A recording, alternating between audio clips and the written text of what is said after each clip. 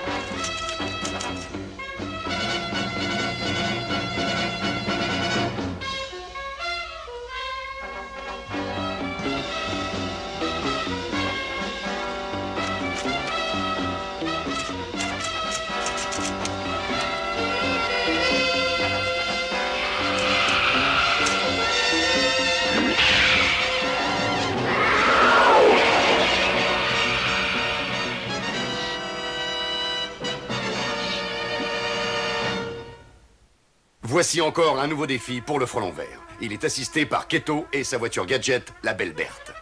Dans les archives de la police, on trouve le nom d'un criminel, le Frelon Vert, qui n'est autre que Britt Reed. Il est éditeur et propriétaire du Daily Sentinel. Sa double personnalité n'est connue que par sa secrétaire et le procureur Scanlon. Et maintenant, pour protéger les droits et les vies des honnêtes citoyens, le Frelon Vert va agir.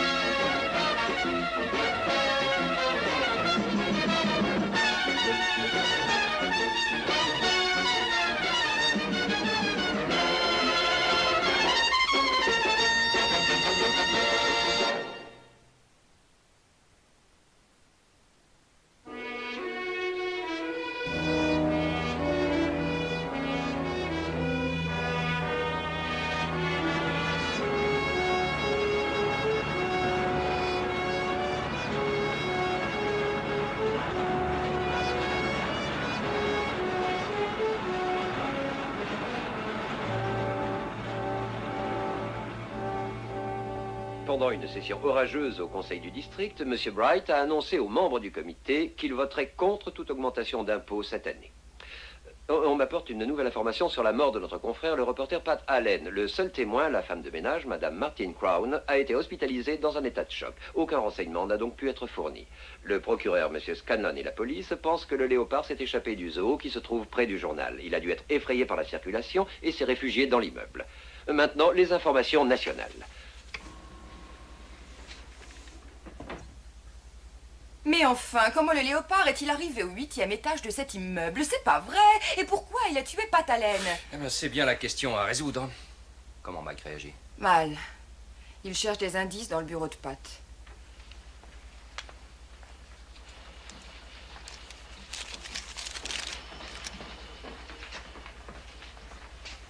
Qu'est-ce que c'est?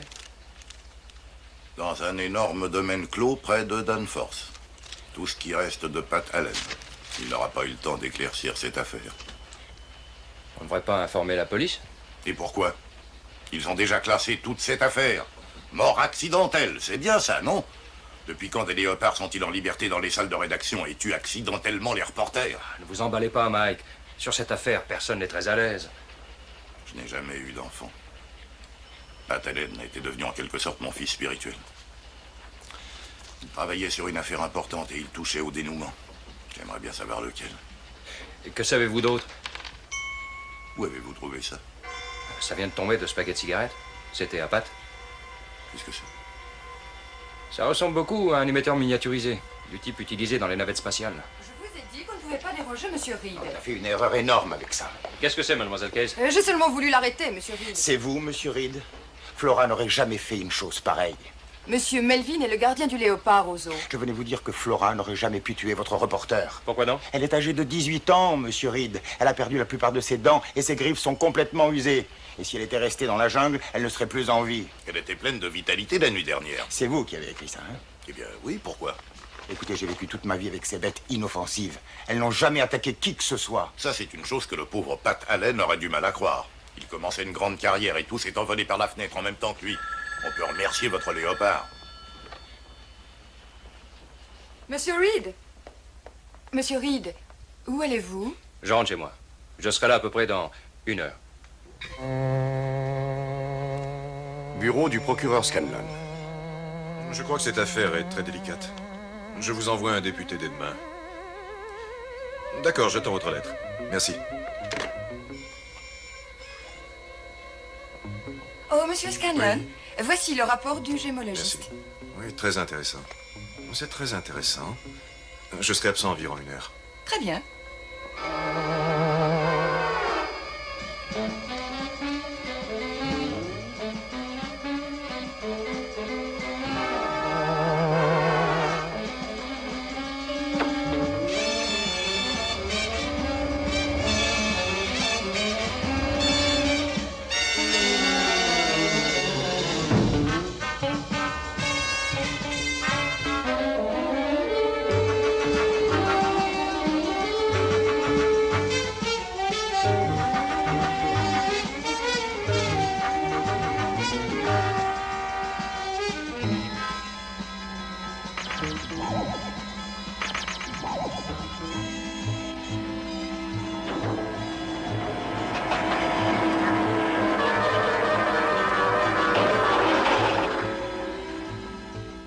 Si vous ne m'aviez pas appelé, je serais venu vous voir.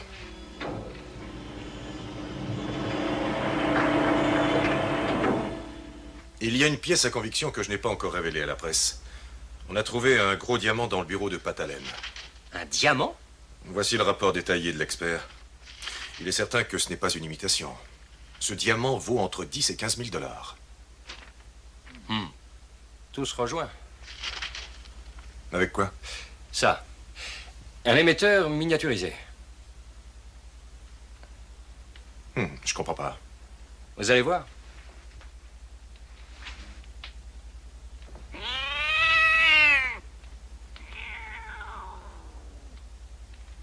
Vous avez compris? Le devrais-je? Oui, vous êtes bien chez Monsieur Reed. Mademoiselle Case. Merci, Cato. Mademoiselle Case? Si l'on en croit la SPA, durant la nuit, il y a eu 9 léopards de retrouvés. Et ils rôdaient tous dans la région.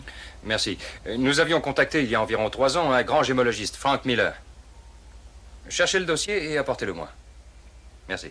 Miller, c'est celui qui a fait le rapport. Et à l'époque, son but était de fabriquer un diamant à l'état pur. Et celui que Pat avait pourrait être un des siens. Mais pourquoi? Eh bien, supposons que Pat Allen ait découvert quelque chose de bien plus important qu'il espérait. Il était piégé. Il couvrait quelqu'un avec ça. C'est utilisé pour envoyer des ultrasons à haute fréquence. Ensuite, on peut entraîner un léopard à répondre à ces sons et le léopard ira tuer une personne choisie. Et c'est ainsi que l'homme a dû programmer la mort de Pat Allen. Pouvez-vous prouver cela? Non. Mais le frelon vert le fera.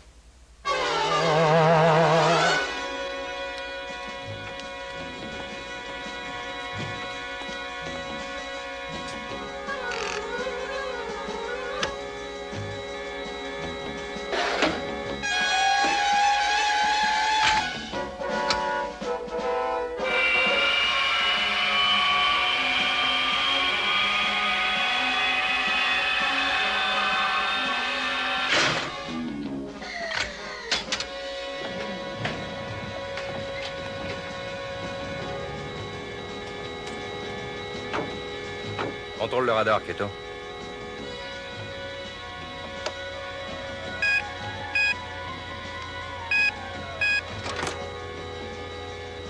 C'est fait. Surveille bien les rues annexes.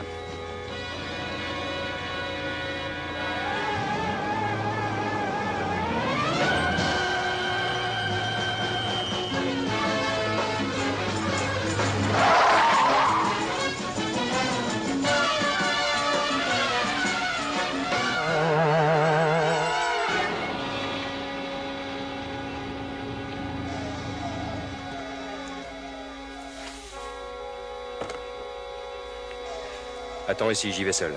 D'accord.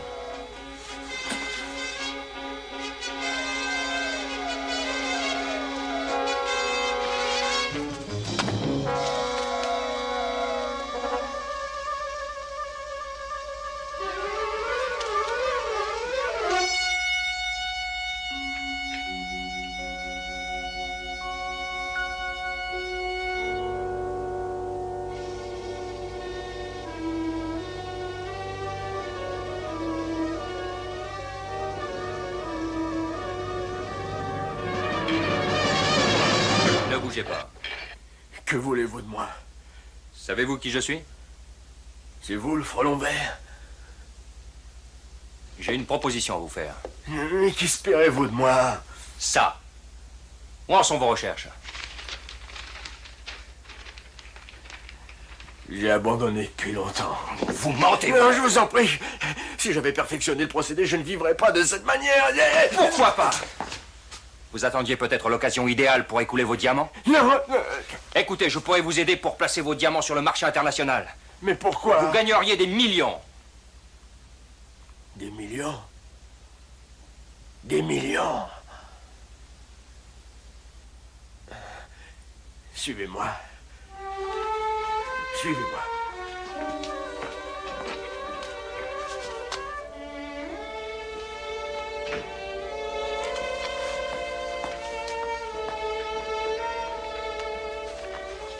Vous allez les voir.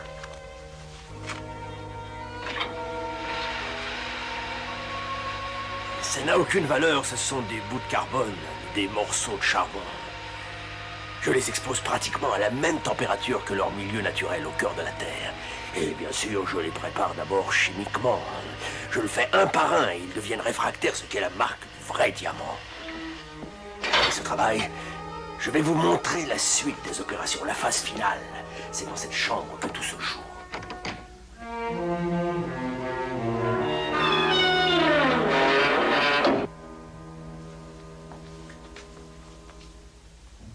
Venez par ici.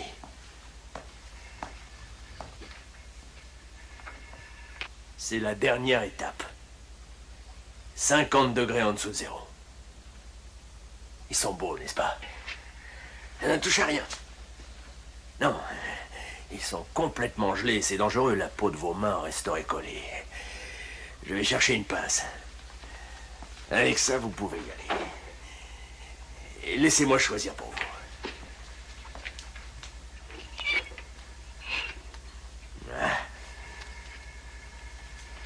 Il est magnifique.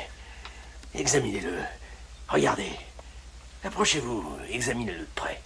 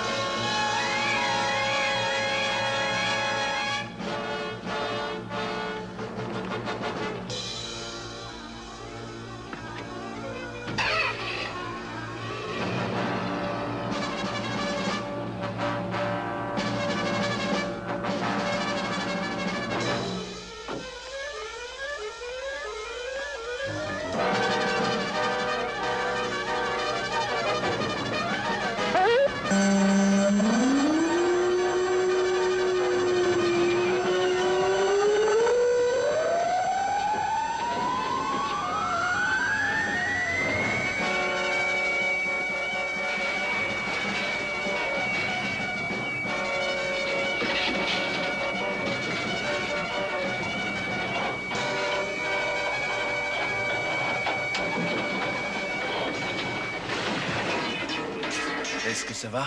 Très bien, Cato. Est-ce que Miller est parti? Oui. Bon, rattrapons-le.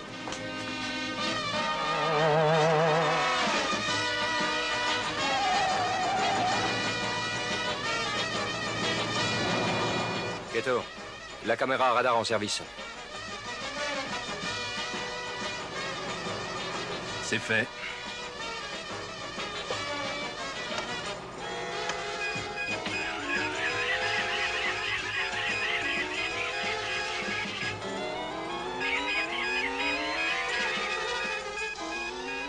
Mets en position haute.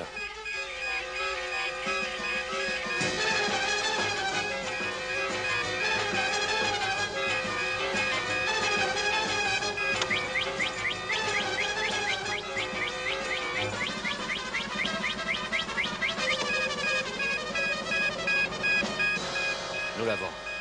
Coordonne. Le 2, 47 et le 19. Allons-y.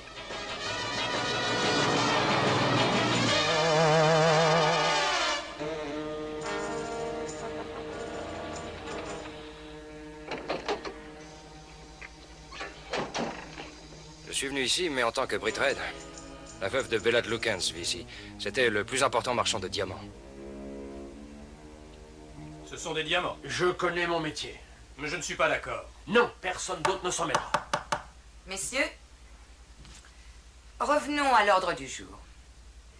Puis-je commencer cette réunion en exprimant mes humbles regrets au professeur Miller? Je sais que c'était une expérience difficile, mais nous espérons sa réussite. Maintenant, revenons à l'affaire présente. Tout d'abord, permettez-moi de vous donner lecture d'une note de Jérémy Clark. Jérémy est notre représentant à l'Est. Juste ce petit mot accusant réception de votre demande. Je vous donnerai toutes les informations nécessaires au mois de... Mais que se passe-t-il? C'est une petite bête très caressante. C'est aussi mon alarme de sécurité.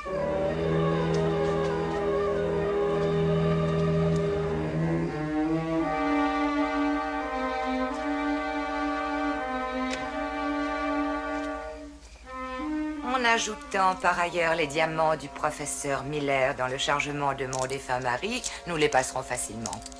Ainsi, nous pourrons améliorer le profit à plus de 1000 pour 1. Eh bien, il y en aura assez pour tous. Tu devais te débarrasser de lui. Je croyais l'avoir fait. Bonsoir, cher monsieur Miller. Je vous en prie. J'étais vraiment effrayé. Il n'y avait pas de quoi. Ne sommes-nous pas associés?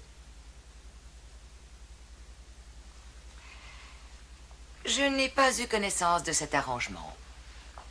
Il y a maintenant 5 ans que j'ai accepté la responsabilité de m'occuper des affaires de mon défunt mari. Et si je réussis, je crois que c'est bien légitime. Naturellement. Mais pourquoi m'écarter? Ou alors je vous évincerai? Faisons moitié-moitié. Et que me proposez-vous pour ça? Eh bien, je peux pénétrer dans le marché international des diamantaires pour cette opération. Vous avez tout en main. J'attends votre réponse.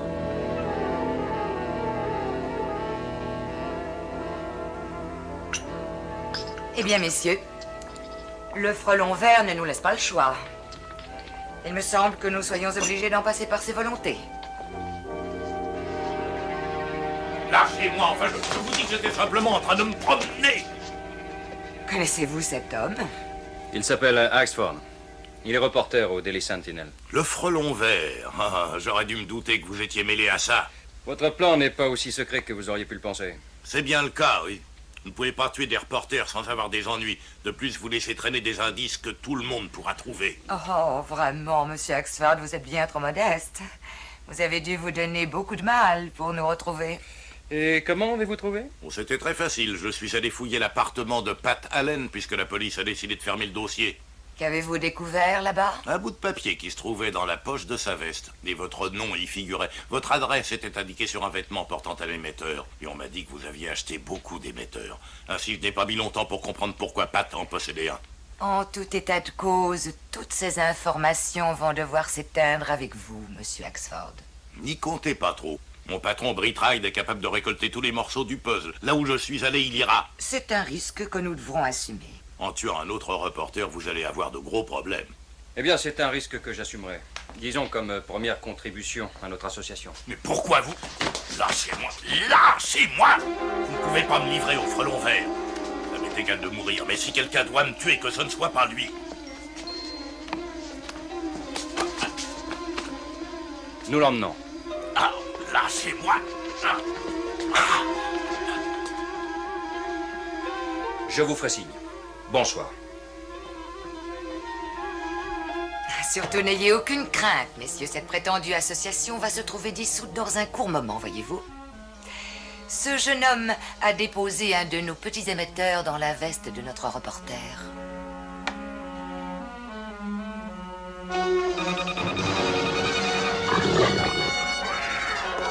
Elle a lâché le léopard.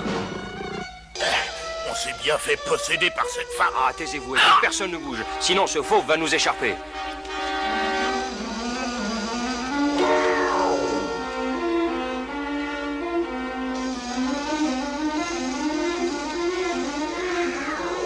Axford, revenez! Axford!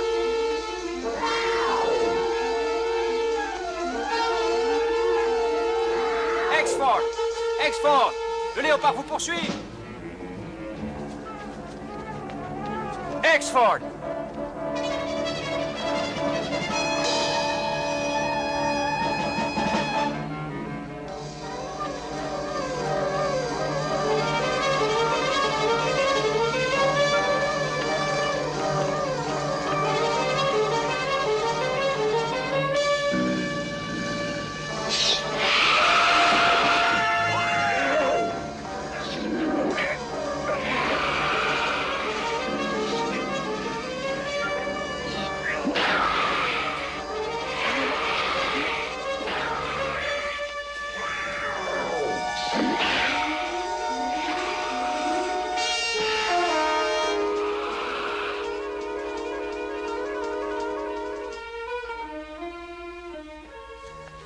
Ça va, c'est pas grave. Il a juste respiré du gaz.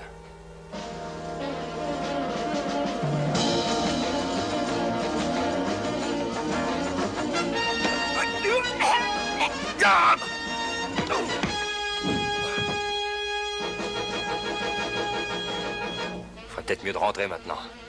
Cette belle association va arriver à son terme.